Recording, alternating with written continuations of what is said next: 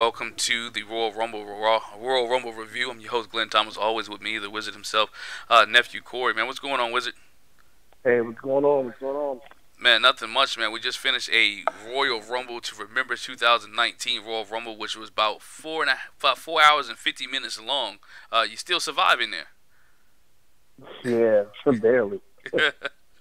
Barely, man. 48,193 people there at the stadium in Arizona, Diamondback Stadium in Arizona. WWE put on a what I would say a stellar show for the 2019 Royal Rumble. It told a lot of story, even though it was almost 5 hours long. I think they gave the people their money worth. One of the big things coming out tonight was we saw on the main card. We'll get to the pre-show and all the other stuff later, but on the main card, first match of the night, as I mentioned earlier on our show on Thursday night, that placement of matches would be important. That it depends on how they place the matches will be what we see as the outcome of some of the card. And the first match out of the gate was Becky Lynch taking on Asuka here for the SmackDown's women's title. And I thought this right here was a good match, good opening match on the card. Your thoughts on this one? Yeah, I mean, it was a good, solid opener. It was what you expected to come out of that match. Asuka and Becky have good chemistry, and they did very well with each other. No surprises. Yeah, no surprise, and Asuka delivered. Asuka picked up the win with a modified by submission, and I know we was texting back and forth. We thought it was a big deal that Becky Lynch tapped out, and I think I text back, "Yo, I'm only time would tell. Let me know. I'll let you guys know at the end of the night because I figured if she was going on first, that there will be a little bit of a surprise towards the end of the night, and we did get a surprise a little bit later towards the end of the night with Becky Lynch. But Asuka picks up the win here. Big win for Asuka. Where do you see who do you see that is a contender for her championship now since she won at WrestleMania?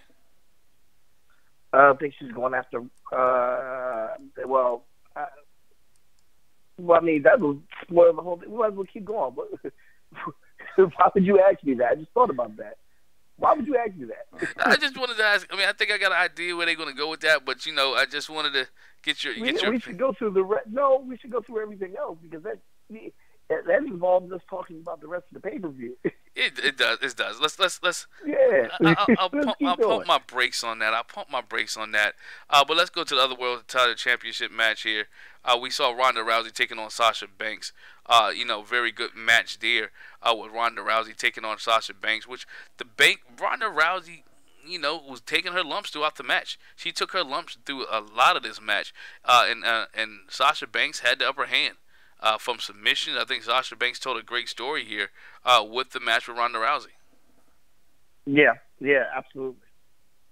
You know, she told what she wanted to do, and she got done what she needed to get done. And at the end of the night, we saw Ronda Rousey be victorious over Sasha Banks. Ronda Rousey picks up the win over Sasha Banks and retains the WWE Women's Championship. At the end of this, we saw once again Sasha Banks throw up the Four Horsewomen sign, as of signs that we may see the Four Horsewomen taking on the Four Horsewomen a little bit later on. I don't think should be a WrestleMania match, in my opinion.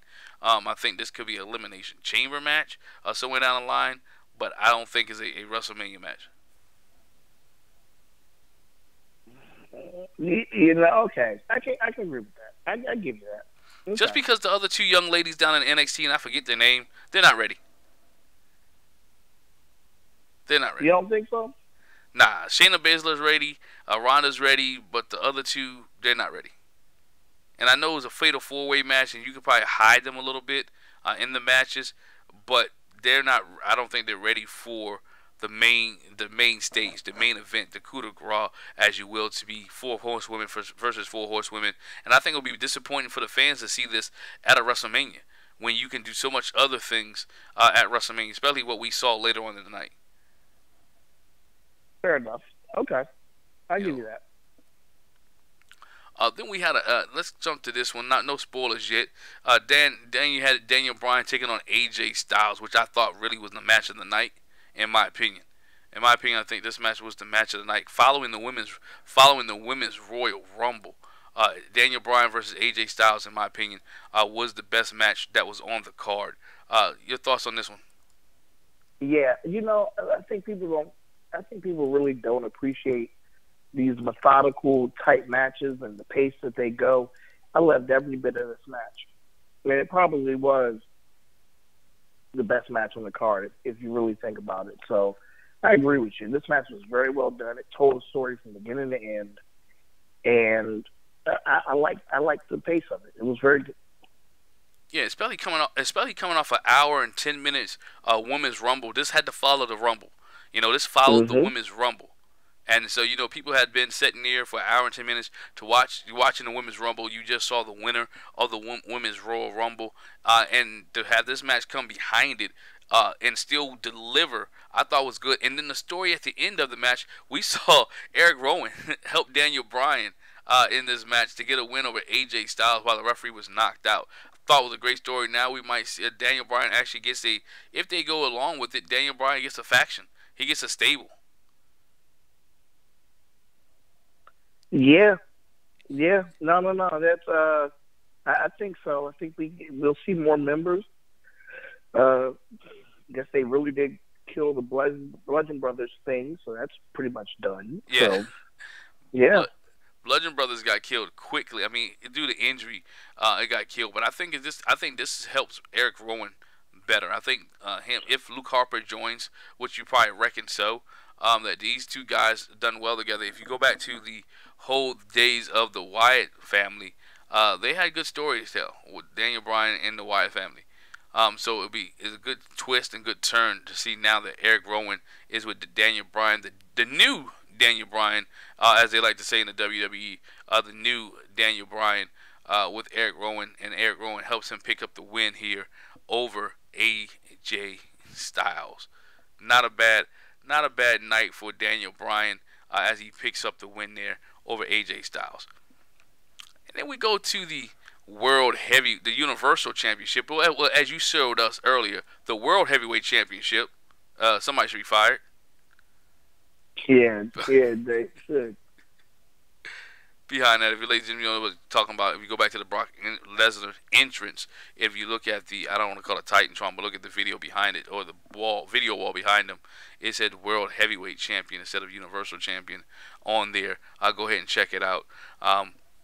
But Brock Lesnar taking on Finn Balor, and I thought this story right here was a great story that was told by these two guys. How Finn Balor was able to attack Brock Lesnar early and often in this match. He attacked him at the beginning, got Brock off kilter, even throwing him into the table on the outside. How the announcers pointed out that Brock's diverticulitis in the point of the table was causing hurt his abdomen, and this story was a good story to tell.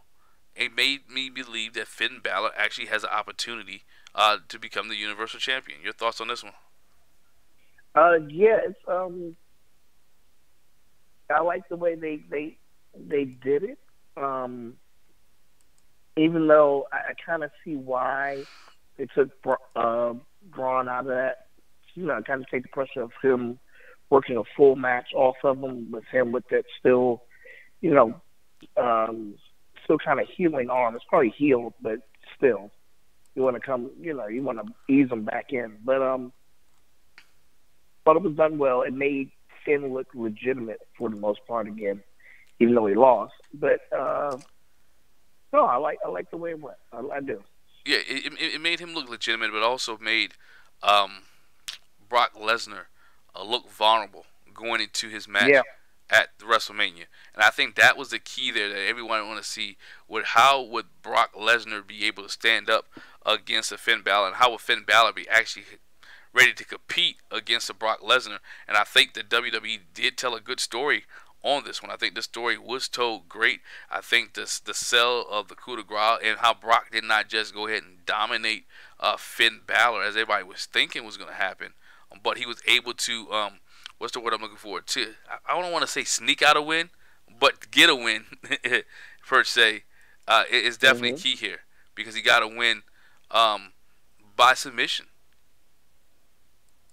He picked up the win by submission, and it's like he snuck. But then he made Finn Balor pay for it at the end of the night. He made Finn Balor pay for all the trouble that he went through and everything that happened. So it was a decent night for the Beast himself. And Brock looked like he lost a lot of weight there. I think y'all may be pushing that. He's fine. He's still the same size. We just don't see him that often, so it looks like. I still think he's definitely over 275 minimum. Well, that goes into my next point. Then we go into the men's rumble. As you go into the men's Royal Rumble, which closed the show, I picked that and I figured that would happen on the show over the weekend. That was that the men's rumble would actually close the show, because I thought this was the most important rumble match besides the women's match. The women closed the show last year because it was the first women's rumble. This year the men closed the show, and we have a winner. And I take my hats off to you. You are definitely a wizard on this one. And I know a lot of people say, well, the pick was easy. But it really wasn't an easy pick for the Royal Rumble this year, because you could have went a lot of different ways the WWE did. But we do have a winner, and that winner is a 2019 winner, is none other than Seth Rollins. Seth Rollins is your 2019 winner of the Royal Rumble. I like how this was done. I like how Seth played there. I like the things they did in the Rumble. I'm going to ask you this before we get a little bit of Seth. Did you enjoy the Nia Jax spot? Yeah, I did. You know what? It was done well.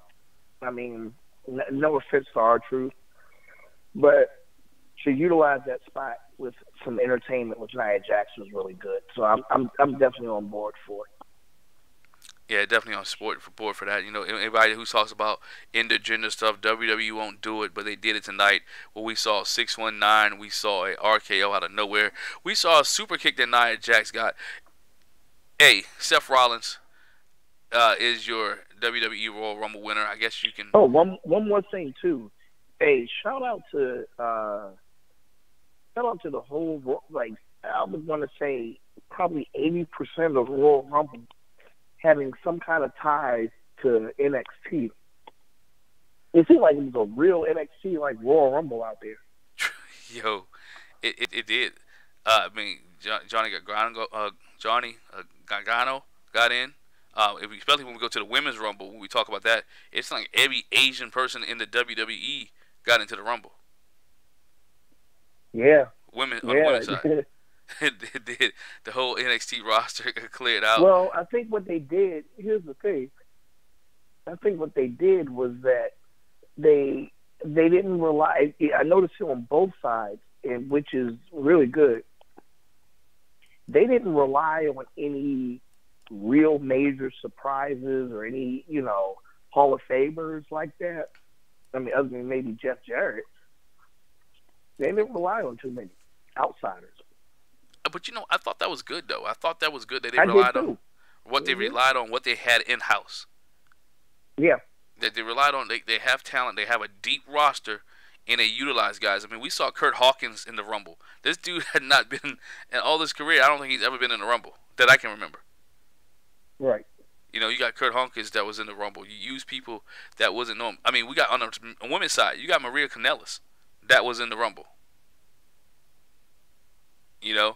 So they was able to put different people in places without necessarily having used some of the older talent for nostalgia's sake. So I thought that, like you said, you brought a good point out. That I thought that was good.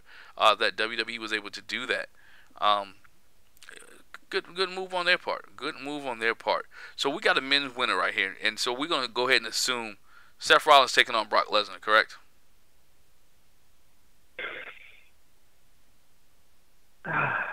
Here's where we go. Is it a foregone conclusion that Seth Rollins is picking Brock Lesnar? Is it? Because Daniel Bryan is really sitting out there, and I can't think of a SmackDown person right now that you're putting Daniel Bryan up against. I really can't.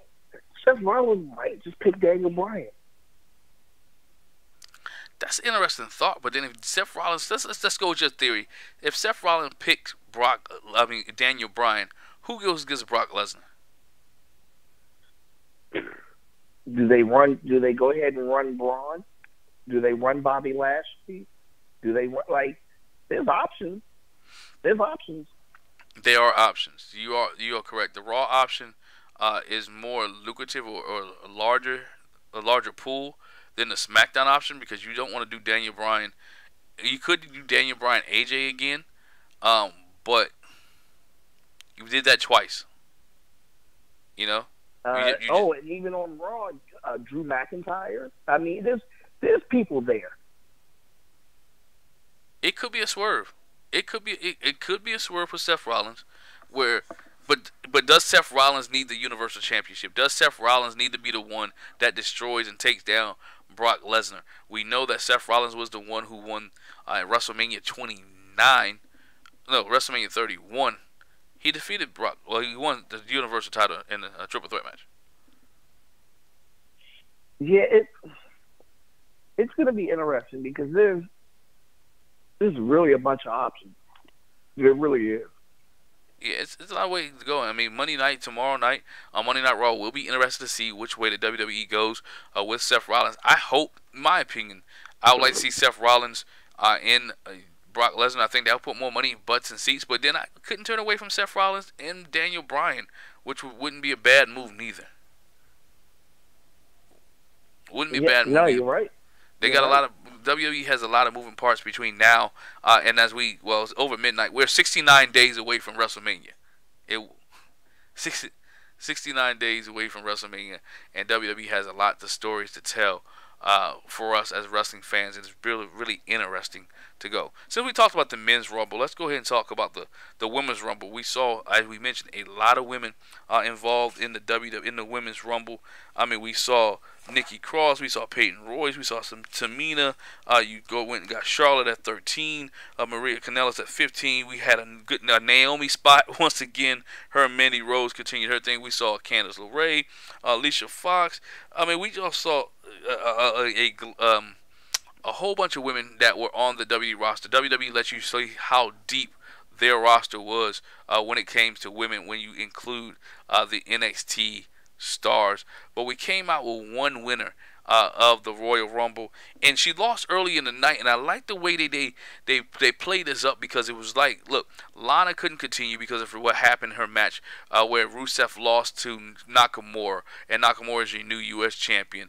And Lana tried everything she could at number 28 to get to the ring. Nia Jax knocked her down at 29, and Lana just couldn't get up. She just couldn't make it into the ring. She couldn't maneuver, if you want to say that. And then Becky Lynch comes out and say, look, I want to take her spot. And what Fit Finlay does, he gives Becky Lynch the spot to go in the ring to compete in this year's Royal Rumble. And the story goes like this: Nia Jax comes and throws her off the ring steps, hurts her knee. Charlotte Flair works on her knee over and over again, and nonetheless, Charlotte makes a mistake, and you have your winner of the 2019 Women's Royal Rumble, none other than Becky Lynch. Becky Lynch is your winner of the 2019 Women's Royal Rumble. Now, can we say this one is a foregone conclusion that Becky Lynch is coming to Monday Night Raw to take on Ronda Rousey? This one we can. This one we absolutely can. She's going to Monday Night Raw. She goes to Raw. She takes on Ronda Rousey. Where does that leave Asuka now? Do we see Asuka Charlotte too? You could. You could see one of the women come over from Raw over to SmackDown. You never know. I mean, it's kind of blurred lines now. But if we're keeping it strictly for women on SmackDown, it could be a call up. You never know. It could be one of them too. You don't know. But for the sake of who's on the roster now, I guess you go Charlotte, Asuka, Charlotte too. You could do that. I even thought you still get Ember Moon somehow. Yeah, see, somehow that can still happen. I agree. I thought you could get Ember Moon, maybe Ember Moon, Asuka, if you're really familiar with the NXT stuff with Ember Moon and Asuka. That storyline was good down at NXT, and they did a lot of good stuff with the NXT brand. So I see you can get Ember Moon and Asuka, and I think that would be, everybody will be fine with that. But it is foregone conclusion that Becky Lynch is taking on Ronda Rousey at WrestleMania. Now, are you as a fan, are you disappointed? Because it had been talked for years. Well, since Ronda been in the company, that will be Ronda and Charlotte at WrestleMania. Are you disappointed that you may not get that? No, you got to go with the hot hand. We got Ronda and Charlotte at Survivor Series, so there it was. I agree with that, but we know WrestleMania's the biggest stage. But Becky is the hot hand right now. Becky, if I'm gonna say it, she's the hottest thing in the company, man or female. I mean, yeah. You know, DB is a close second, and somebody will argue with me on Twitter at gfather725. But I think Becky Lynch is the hottest thing in the company right now, and she sells a lot of tickets. The fans went crazy when Becky Lynch won the Royal Rumble tonight. One of the loudest pops of the night. Besides Jeff Jarrett coming out, I think that was a big pop as well when Jeff Jarrett Double J came out tonight. So that was a big pop there. Some of the matches that we did not, some of the matches that happened previous in the night, we saw on the pre-show. You saw Buddy Murphy retain his title on NXT. Buddy Murphy retains the Cruiserweight Championship on the pre-show. You also saw Nakamura getting the U.S. title off of Rusev. And I want to talk about this one just a little bit. We saw new SmackDown Tag Team Champions. We saw The Miz and Shane McMahon come out and live their dream as Tag Team Champions. Your thoughts on this one? When do they break up? Before Elimination Chamber, or the closer we get to Rumble, that we'll know that. I mean, not Rumble. The closer we get to WrestleMania, we'll know that we have a match between The Miz and Shane McMahon. They may get one clean defense out of it, maybe, but it's coming between Elimination Chamber and Mania. And the Bar loses the titles. Be interested to see who gets the titles off of Shane McMahon and The Miz. But I think The Miz is doing some of his best work right now with Shane McMahon. He really is that company guy. He's really that guy who's been diversifying his character in his role. And WWE really trusts The Miz, and I think The Miz, good for him to become SmackDown Tag Team Champion with Shane McMahon. The whole story with making his father proud is a good storyline that WWE is doing with Shane McMahon and The Miz.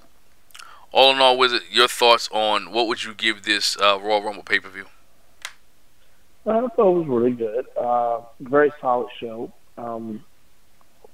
Nothing too out of the ordinary, nothing kind of blah. It was really entertaining from start to finish, so I enjoyed it. What would you give to the naysayers who said it was too long? Because you're going to hear that in the morning. We're going to hear that, probably hearing it right now on social media, that this was too long. WWE should be ashamed of themselves. What do you say to the naysayers? I mean, people are going to always do that. It's not a thing, I mean, and you can't really disagree with them to an extent. I mean, it was a long pay-per-view. But for the parameters of what's in it, you have 2 Rumble matches, you have 2 world title matches, you have, your undercard was pretty heavy even after the fact. So, I mean, I get it. I get it on both sides, though. It does run a little long. It does. But for what they had to fit in there, the timing was right. So, yeah, I mean, 5 hours worth of wrestling, and not to mention that we'll go into tomorrow night with 3 hours, is 8 hours worth of wrestling. Tuesday night you get another 2 hours worth of wrestling. Wednesday you get another 1 hour worth of wrestling. So you will be wrestling 15, 16 hours worth of wrestling by the time we get to Thursday. I'm not complaining because I'm a wrestling fan. I enjoyed it. Watched every moment of it. I really enjoyed the 5 hours of worth of wrestling. The guys or girls who sat there. Also, remember, they was on the West Coast, so the time frame was a little bit different from those of us who's watching on the East Coast and may have to get up to go to work in the morning. But nonetheless, it's no different from sitting there watching 2 football games that you may watch. 5 hours worth of wrestling. Can't complain. Can't complain about it. Love it as a wrestling fan. I just believe WrestleMania would have to be, if this was 5 hours, almost 5 hours, WrestleMania is going to be about 6. Yeah, probably so. And I'll enjoy every moment of it. I was sitting in MetLife Stadium there. I'll enjoy every moment. Hey, ladies and gentlemen, thanks for joining us tonight.